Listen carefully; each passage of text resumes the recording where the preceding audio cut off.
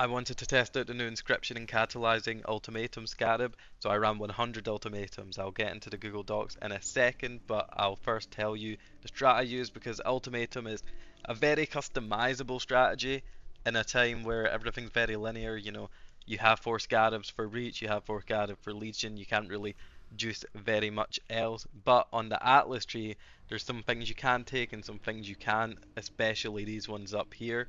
I'll show you what I took. I took Nico just to make myself stronger. The maximum melee resist, the damage, the movement speed helps a lot for Ultimatum. Ultimatum is a quite hard difficulty league mechanic. You're probably not going to be able to complete this if you don't know what you're doing. The resists, the immunities that you need are crazy, so this isn't a beginner strategy. You should know what you're doing and you should try maybe a couple little ultimatums without much investment to see if you can complete them consistently. Anyway, what did I pick? I took these nodes right here. This one is wild, right? 25% chance to be duplicated. It might be the best node on the entire Atlas tree with the amount of currency it made me. Essentially, 25% of all the money I made came from this node. Pretty much. That's essentially how it works. Over here, I took the kill ones. If you have less damage and more survivability, you should take the ring and survivability ones. There is this here, which I didn't take because I'm a very tanky build, 15k energy shield, where mobs deal 50% less damage and you fail on reaching 7 ruin. That's stressful to me, the ruin mechanic. I never go for the ruin monsters just because I don't want to stress when I'm playing. Up here, this is the main thing I want to talk about. You can customize whether you get more divination card rewards, more unique, or more currency.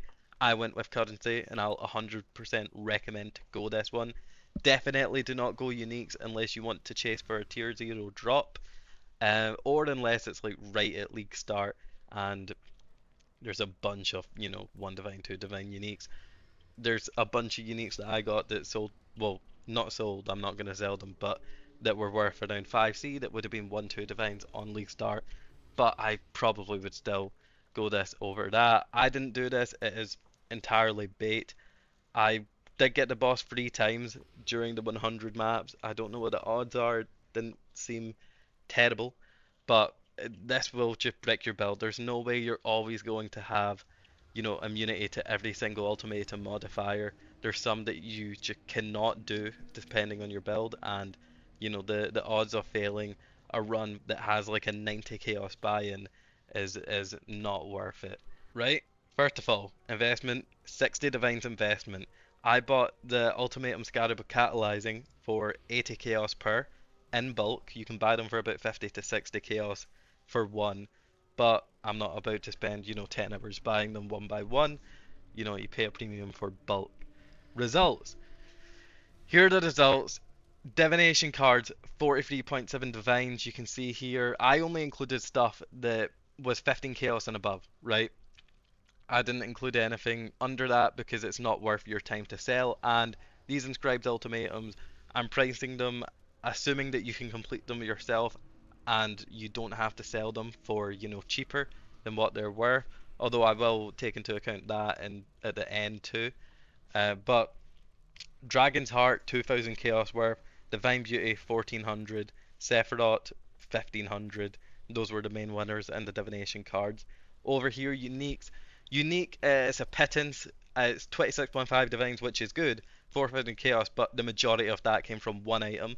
I will say this one item is selling for around 17 divines, but if you look here, the rolls are, you know, massive variant. So maybe an unidentified one, which is essentially what this is, would sell for a few more divines, but I still put it just at 17 divines. 26.5 divines for that, and then currency, you can see right here, 129 raw divines in inscribed ultimatums in 100 maps. It's more than one divine a map on average.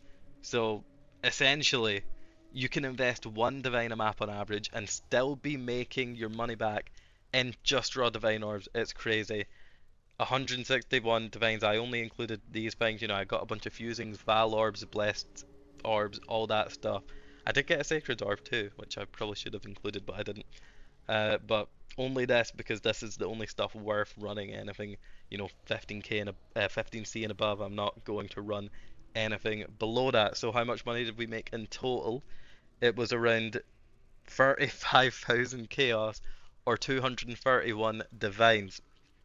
If you want to sell it, I'm gonna take into account, the multiplier. You gotta sell it for much cheaper, otherwise it won't sell at all. 75% is probably massively overkilling. You can probably sell them for like 85% consistently, but it's probably quite hard to sell inscribed ultimatums. There's better ways to make money than buying them and running them.